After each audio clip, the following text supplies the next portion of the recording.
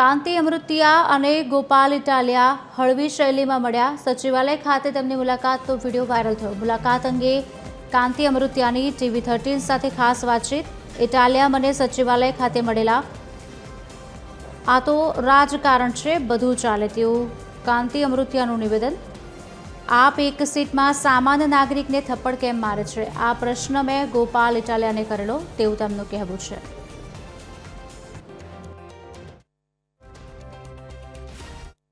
ગોપાલ ઇટાલિયા રાજીનામું આપશે તો હું પણ આપીશ, એ વાત કરનાર ભાજપના ધારાસભ્ય કાંતિ અમૃતિયા ગઈકાલે ગાંધીનગરમાં હતા।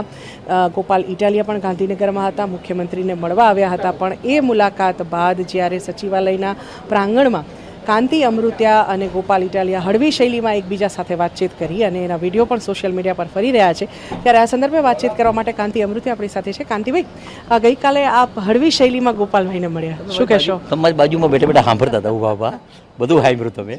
એમાં કોઈ બીજો વિષય નહોતો, વિષય એક હતો, હું નીચે ઉતરો અને ગોપાલભાઈ ઊભા હતા, એટલે મેં એને કીધું કે મેં સોશિયલ મીડિયામાં બે ત્રણ દિવસ પહેલાં તમારી સભામાં એક માણસે રજૂઆત કરી, એમાં તમે લાફા માર્યા, એક સીટ આવી એમાં લાફા મારવા માંડ્યા। મેં તો અમે તો 30 વર્ષથી આંદોલનમાં અમારા કપડાં ફાડી નાખ્યા, ઓફિસ વર્ગાવી નાખી, તોય અમે એને છોડાવ્યા, તોય અમે કોઈ દી લાફા નથી, લાફા મારવાનો ગુંડાને મારો, એના બદલે તમે ખાલી મતદારોને મારો એ વાજબી નથી। મેં તો એ સારું ન કહેવાય એમ।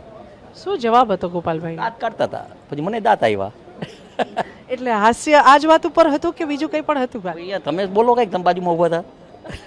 હું હતી બાજુમાં, પણ એટલે જ મારો પ્રશ્ન આવી રહ્યો છે ને આગળ, કે તમે જ્યારે એમના રાજીનામાની માગણી કરી એ પણ અલગ હતી, મોરેની પણ વાત હતી।